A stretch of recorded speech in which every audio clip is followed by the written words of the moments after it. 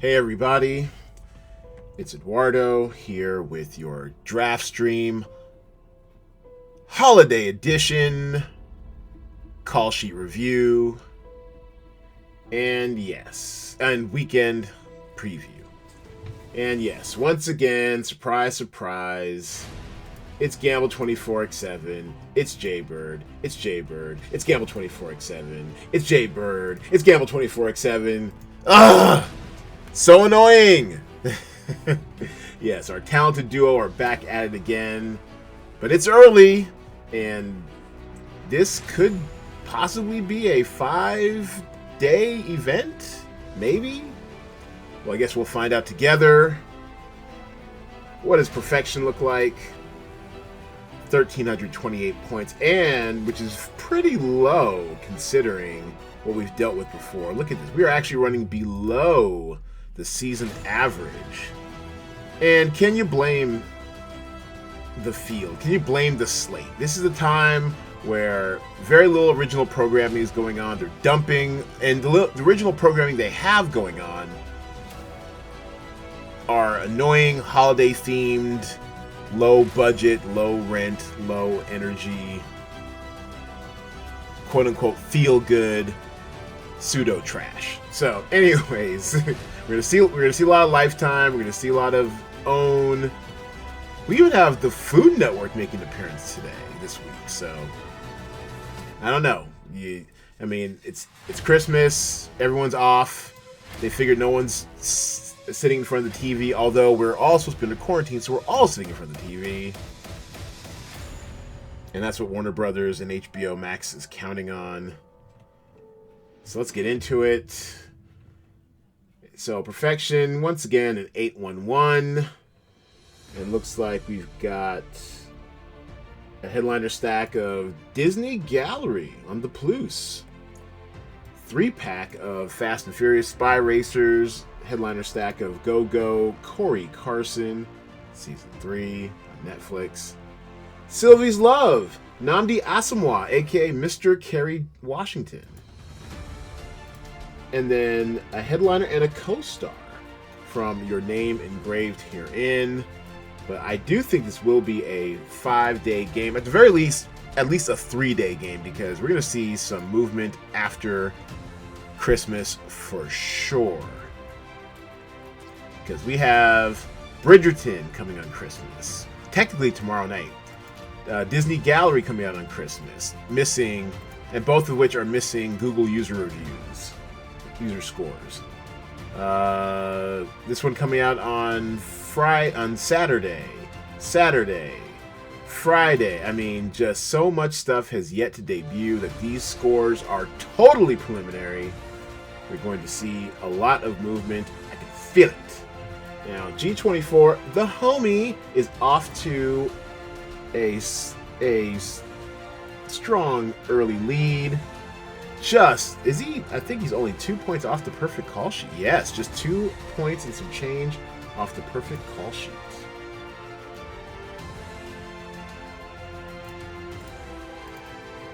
And he got there by using a lot of the same... Oh, but he went with an optimal stack of Your Name Engraved Herein.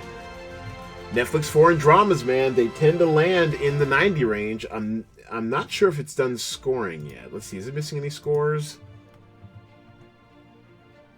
It looks like it's missing critical reviews. Okay, so I wonder if we'll see. And this thing already came out today. Actually, came out today. So I don't know. Usually you'd have the reviews out by now. Maybe they're getting caught up over the weekend. We'll see if any reviews trickle in for Your Name Engraved Herein.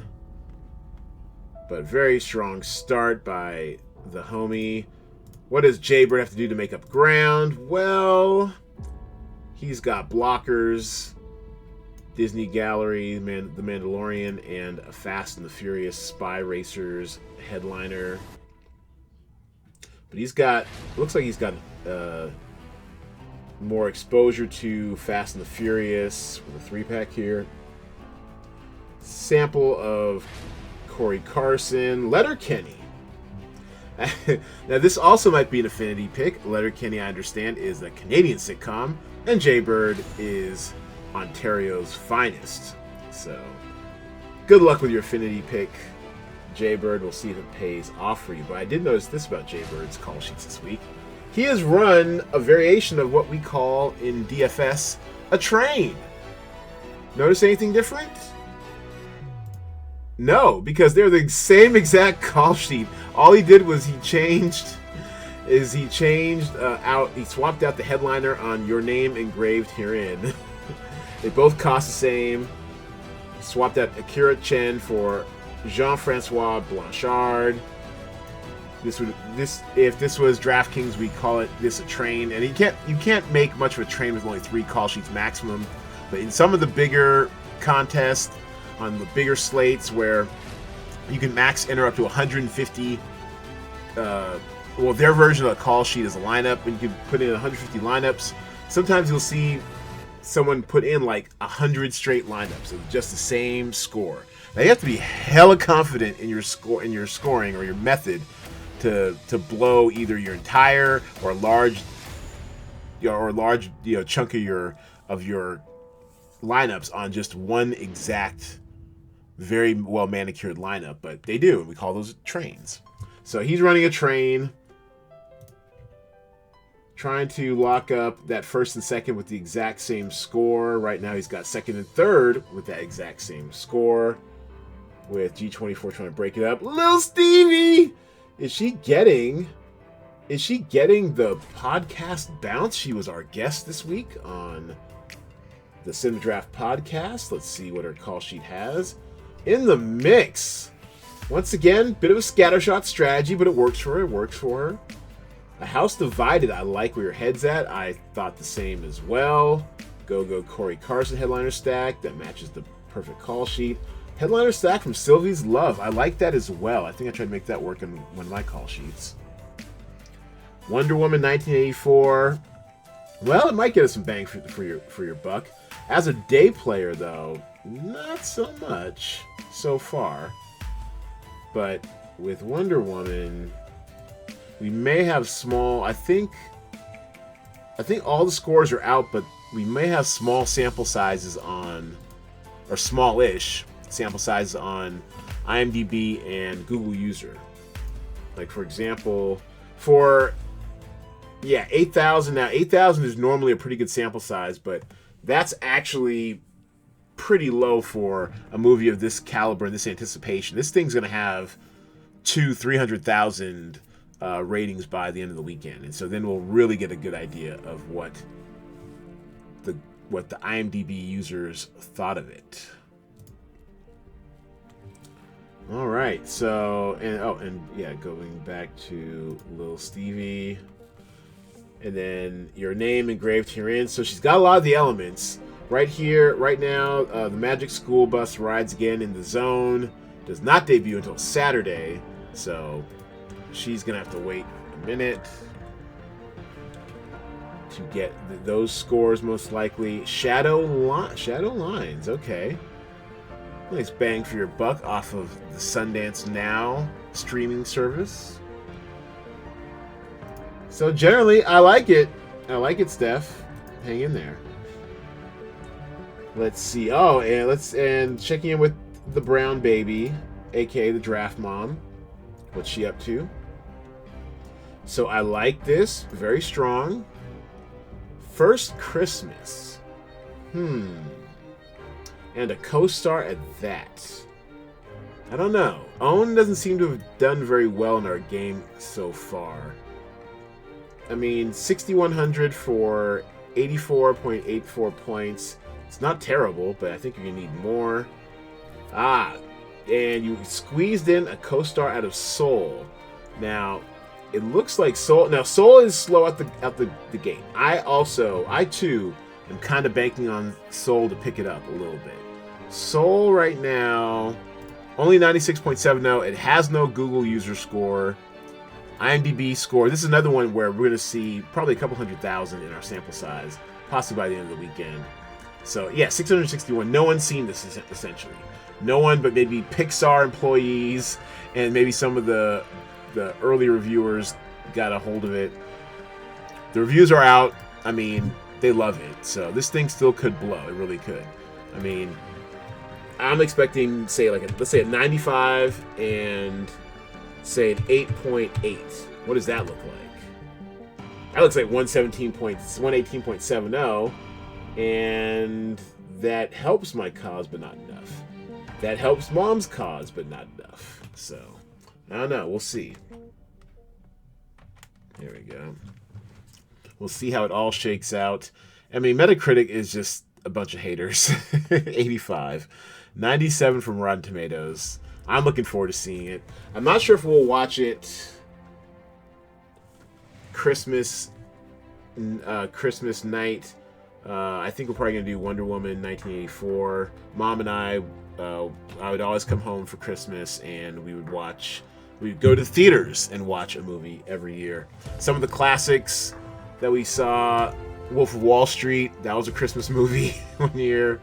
Django Unchained, that was fun, if not a bit awkward.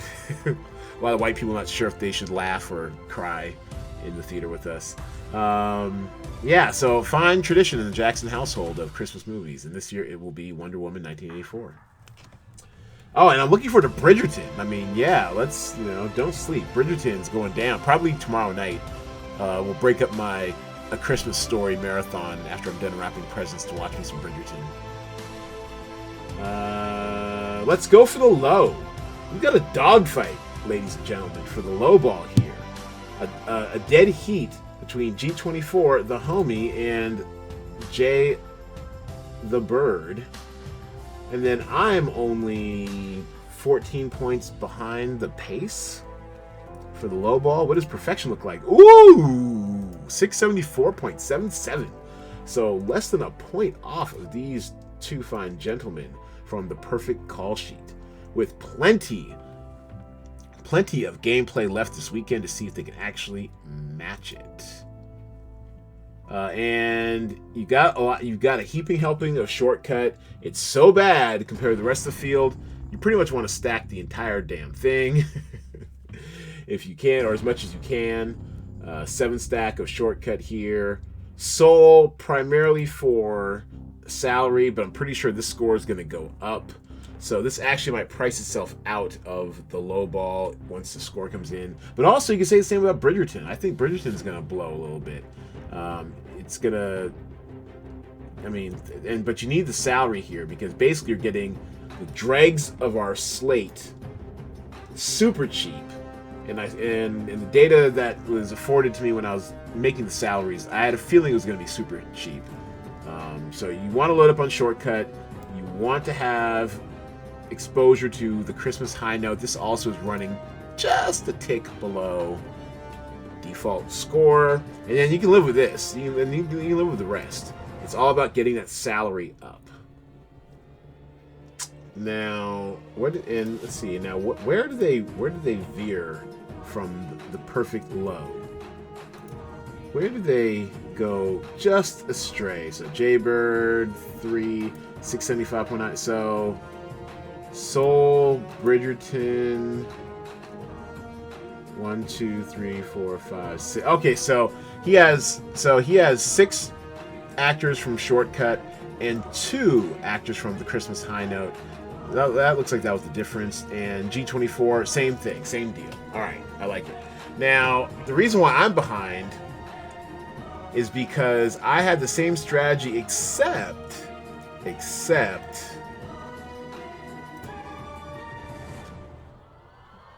I went 2 actors from Soul. And now, in retrospect, I don't know what I was thinking. I don't know what I was trying to prove. I was playing a hunch. It probably should have come to me just like the others that I didn't need. This is overkill. I would have easily cleared the $75,000 minimum required salary with the next most expensive, or actually one of the most expensive titles on the slate, which was Bridgerton. I wasn't thinking right. Actually, I think Bridgerton has a good shot at threatening Soul. So, but either way, there's really no call for having 2 Soul actors on my call sheet, especially when Soul is probably going to end up somewhere around 118 points for a day player score. So So even though I'm only 14 points behind, I honestly think I do not have a shot at winning the low ball this week. Idemo, reigning champion of the low, he's definitely out of it. What knocked him out of contention? Oh yeah, Fast and Furious Spy Racers. These are too good. These scores are too high, and also you have a lot of co-stars, and you have two headliners. No, So for the low ball, if you can help it, you only want one headliner, unless there's a really big dichotomy between, or a divergence between the very lowest scoring title and the rest of the field. So two headliners. This is where he messed up, only because we get 40% bonus points. Even though the Midnight Sky seemed kind of low, it's not low enough. And actually, look at this. It's over a default score. It's still too high to be registering two headliners, because headliners give us 40% bonus points, co-stars 20% bonus points, and then day player straight score. So in your ideal low ball call sheet, you have 8 day players, 1 co-star, 1 headliner, and $75,000 made. Paid in salary. So congrats for last week's win in the low ball. Very well played this week. Just make sure you tighten up in successive weeks next week when you do a low ball, when you have primarily day players, 1 co-star, 1 headliner. I'd love to see you in the game, Omid. Appreciate your support and the data. And that's going to do it, everybody. It is Christmas time. It is Christmas Eve. We will not have an update until Saturday, the day after Christmas.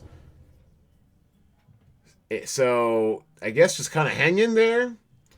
Enjoy yourselves. Enjoy each other. Hopefully you are quarantining with your family, being safe and sound, and staying away from people. Do not go out if you can help it. Or if you do, be safe and mask up. And come on back here Saturday, sometime after 12 p.m. Pacific time, when I will give you your Saturday estimates update. We will update on Saturday. We will update on Sunday via email. We will have your final results in next week's talent pool. Monday, sometime after 12 p.m. Pacific time. Thank you all for playing. Thank you all for watching. I'll see you all on Saturday. Merry Christmas, everyone. Happy holidays. Happy Kwanzaa. Happy Hanukkah. Happy any holiday I might have forgotten during this festive time of the year. Stay safe. Quarantine with a movie or something. Holla at your boy.